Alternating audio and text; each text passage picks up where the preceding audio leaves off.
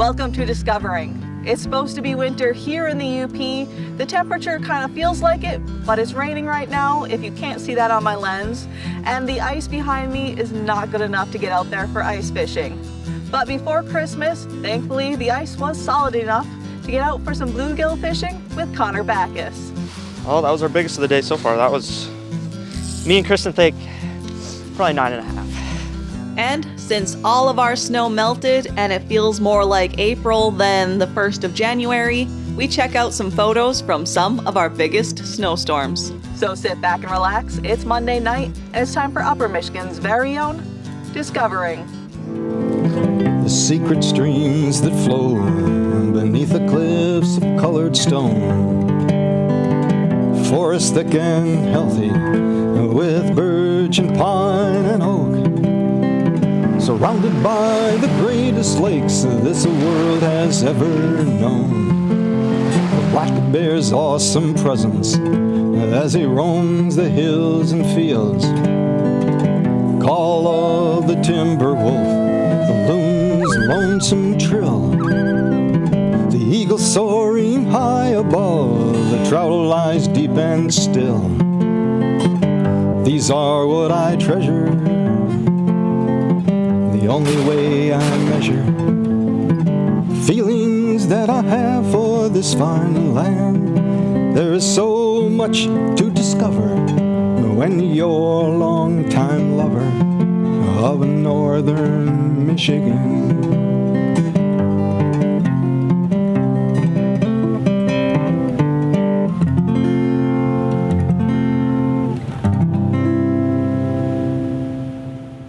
As of today, the reports I've seen around the UP is that there isn't much out there for good ice. In early December, the lakes were freezing up pretty good, and I even got out for some first ice walleye fishing. And then that warm spell around Christmas really deteriorated the quality of the ice. So the mild winter we're having has had ice anglers out on the hunt for solid ice. Before the ice conditions really fell apart, I was able to meet up with Connor Baccus before Christmas on a very small lake. He beat me out there that morning and already had a fish topside and assured me there was enough ice to hold me up. Pretty nice one. Today, we're on the hunt for bluegills, members of the sunfish family who inhabit a lot of small lakes across the UP. How have the ice conditions been everywhere? Pretty bad, honestly. It's kind of having to look for it, kind of having to explore, fish new lakes that I've never really fished before, and I guess it's kind of been fun though, kind of trying new stuff and trying new lakes. And I met Connor last spring for a bass fishing story as he was beginning his guiding service. Now he's learning to embrace sitting on the ice, whatever it takes to get out fishing.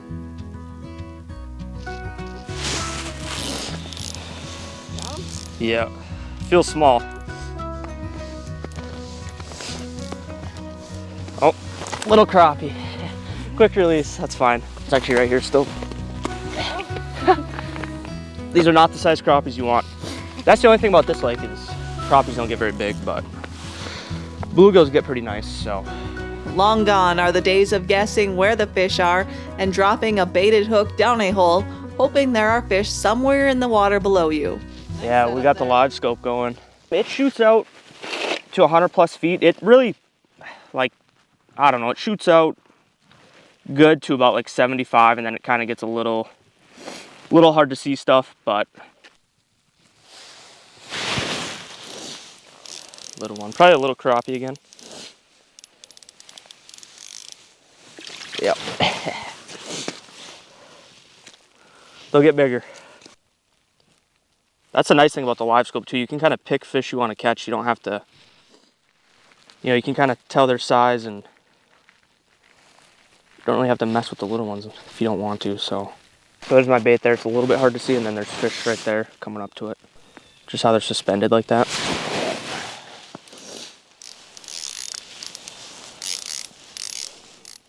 Could be a gill. Oh, little gill. Got to weed through the little ones, but it's still fun.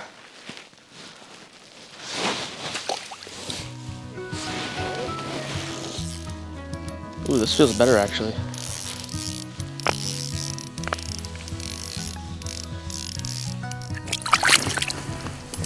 decent gill. They'll get bigger.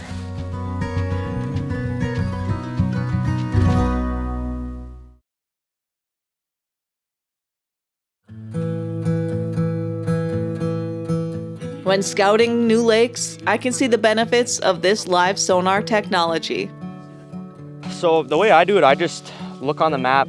Like this time of year, I'm looking for basin areas, and then I just kind of grid it out, drill a bunch of holes, and then just look around on the live scope for fish and fish them. That's one thing. It's just live scope makes everything. It kind of simplifies everything. Just kind of makes the whole process like there's no guesswork. Like if there's no fish, I'm not fishing anymore. So I just really only fish if I'm seeing fish. So I don't think I could fish without it at this point.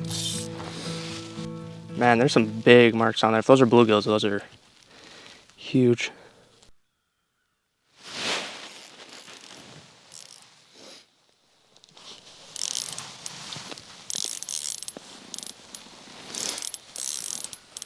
If this isn't a bass, it's a nice crappie actually.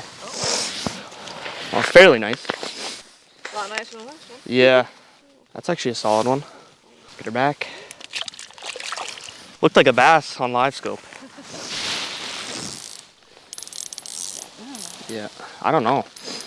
This one kind of feels like a gill. Pumpkin seed. Yeah, that's actually not a bad one. Look at that one. That one's gonna crush. That one's a big one.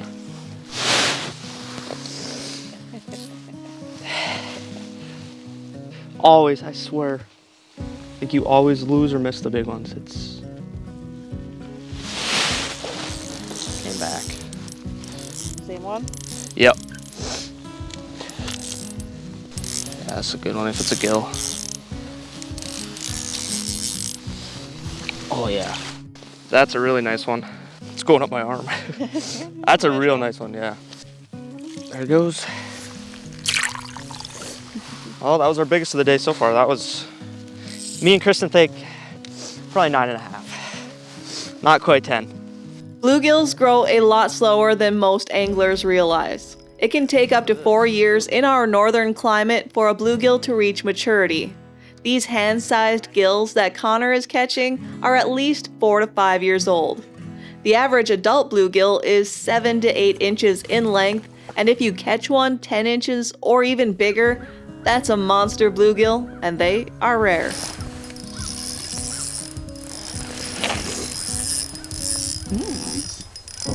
Yep. Oh my. Wow. That is a tank. Like, that's a giant. Here I am thinking that's a bass. I mean, look at that. That's my whole hand going up my arm right there. Like, that's a big gill. These are the ones that you definitely want to release, because these are the genetics of the lake right here. So we'll get her back right away.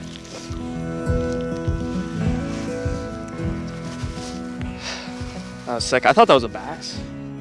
Well, I've actually started to really like ice fishing. I used to not really like it. I used to not even do it, but I kind of enjoy it now. It gives me a chance to fish for species I wouldn't normally fish for, because open water I only fish for bass, so kind of gives me a chance to target everything I neglect all summer. Enjoying it then? Yeah, yep. We'll see how much I enjoy it when it's in February, but it's either a bass or a big gill. Oh my. Jeez. That's a giant. Another real nice one. When they fill up your hand, that's when you know they're nice. Get her back.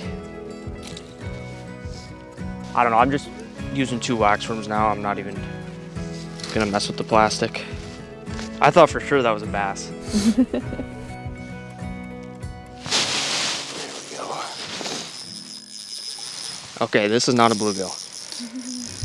If it is, it's huge. It is a bluegill. Wow. Another nice one. Jeez, here I'm thinking these are bass, but I mean, just look at that thing. I mean, that's a tank. Bass are also members of the sunfish family, and chances are that if you're catching bluegills There are also largemouth bass in that lake. Largemouth bass thrive in the same waters and feed on smaller sunfish. Have you ever pulled a bass out of the ice? Yeah, yesterday was actually my first time. Nice one, or? No, I lost. Like the past few days when I've been fishing here, I lost a nice one, but at least I'm assuming it was.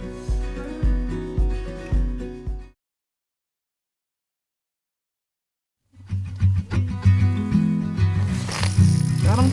Yep. That's why live scope is so sick. A little crappie, but you can kind of pick the fish you want. I thought this one would be a little bit bigger, but I like live scope too because you can kind of see the fish's mood. Like you can see the aggressive ones, you can see the picky ones. Like, you know, if you can tell a fish isn't gonna bite, then you can just, you know, drop down to another one like I just did there. So the live scope allows you to see where the fish are and watch them go after your bait, but you still have to hook them.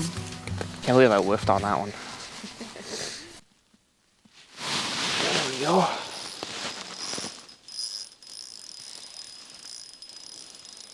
Big gill, jeez.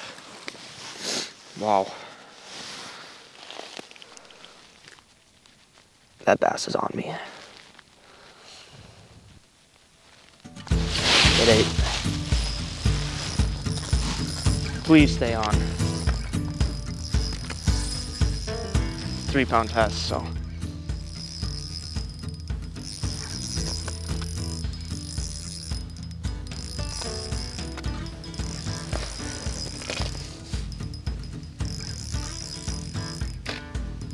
Please stay on.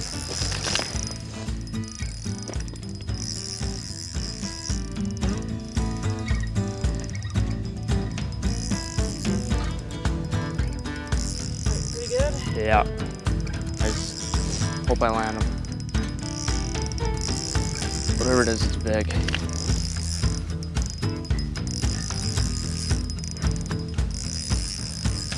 It's running up. It's running right up the hole.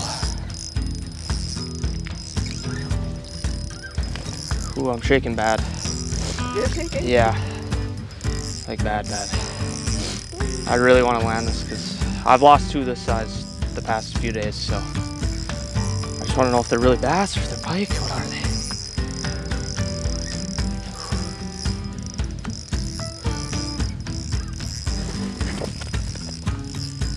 Yep. Yes. We got him. Got the bass. That is so sick.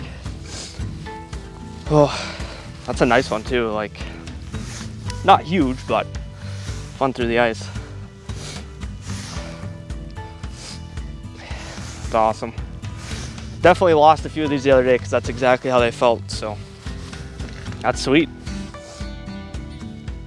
All right, get her back. Makes me want to get back to open water.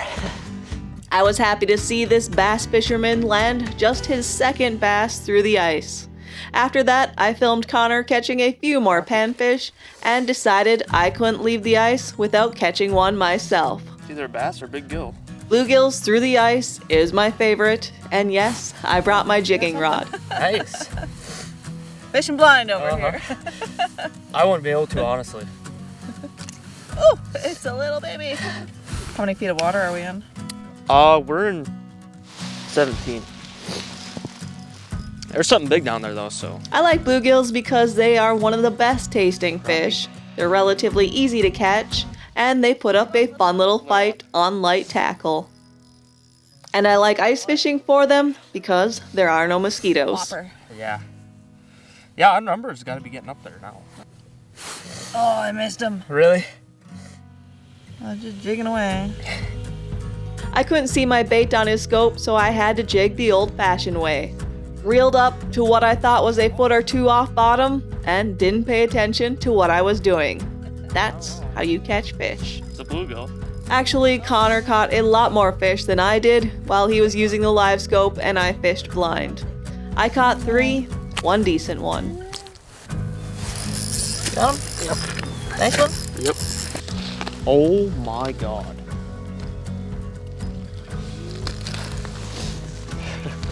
I thought for sure that was a bass. Jeez, Definitely the biggest of the day. That's a tank. That's a real nice one. All right, we'll get her back. The weather forecast looks like the lakes should start making ice again soon, and I hope that happens so we can all get out there. Especially those just getting into the sport and looking to start guiding on the ice.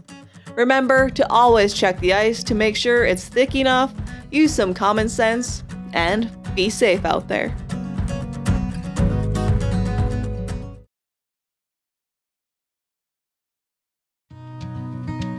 Where's the snow? So far this winter has been very mild, with a brown, rainy Christmas. I took a hike and filmed this waterfall on December 29th, and it sure did not feel like December. I know we're all missing the white stuff, so I visited Jack Dio of Superior View Photography to get our snow fix and look at photos from some of the biggest snowstorms in UP history. Here's a Calumet shot where they're cleaning the snow off the roof of a house in Calumet, one of my favorites. I got so many snow scenes at Calumet. They put out a whole postcard series, just the big storms I finally got my hands on and digitized. It's just amazing. In fact, it was 1935, 36, 37, and 38. They had 4 bad years in a row, and 38 was the storm of the century. That was the big storm. Shut Marquette down for 3 days and 12-foot drifts, and that's the one. That's Carl Bonak's favorite show. It's the storm of 1938.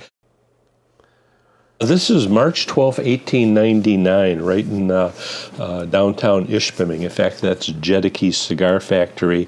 In the back is the Nelson House, which is where the Mather Inn sits today. And this was a big storm. I like it because of the coats, the big fur coats and the snowshoes. And here's another one from 1899. In fact, the Child's Art Gallery, the photographer's studio, is right here. And there's City Hall, Ishpeming. So this was a big storm of 1899. 1922, February, had a really big storm in Ishpeming. This is February 22nd and 23rd, 1922. You can see the big snow banks here in front of the tire store.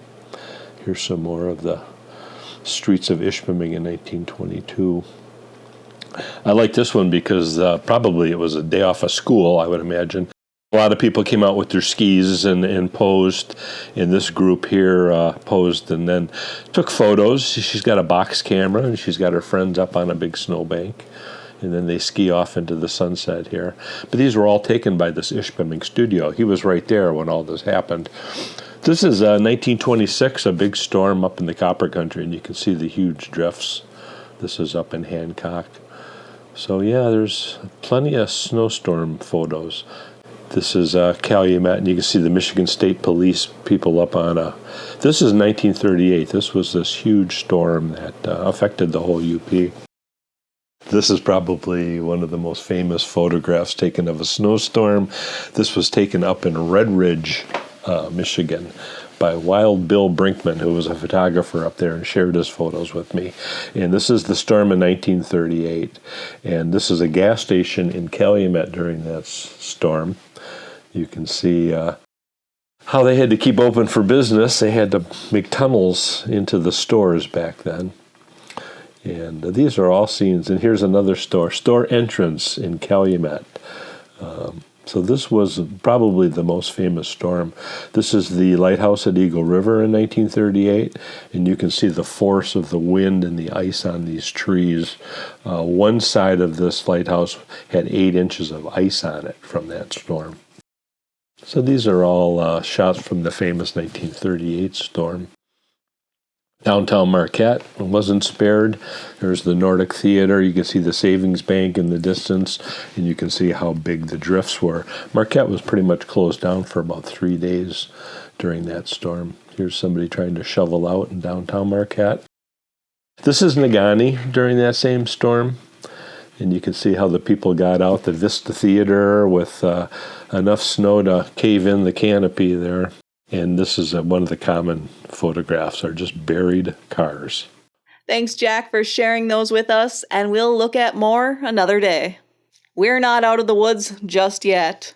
We still have plenty of winter months left ahead of us, and who knows, we might be in for the storm of the century.